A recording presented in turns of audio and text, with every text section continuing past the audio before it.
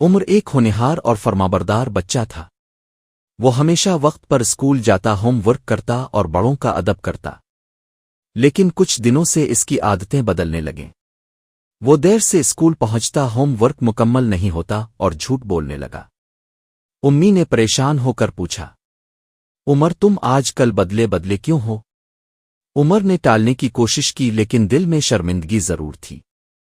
اصل میں عمر اسکول میں علی نامی لڑکے کے ساتھ وقت گزارنے لگا تھا جو کلاس کا شرارتی اور نافرمان بچہ تھا۔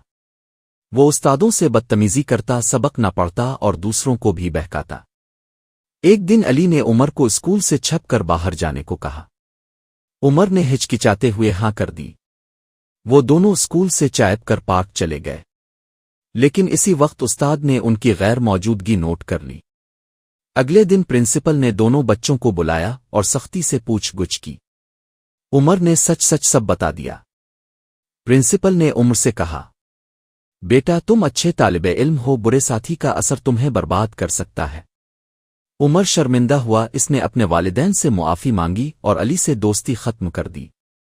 وہ دوبارہ محنت کرنے لگا اور استادوں کی نظروں میں دوبارہ عزت حاصل کی۔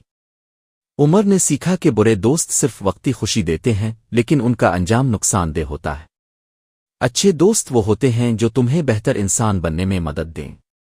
سبق: ہمیشہ اچھے دوست چنو کیونکہ ساتھی کا اثر انسان کی زندگی اور کردار پر گہرا ہوتا ہے۔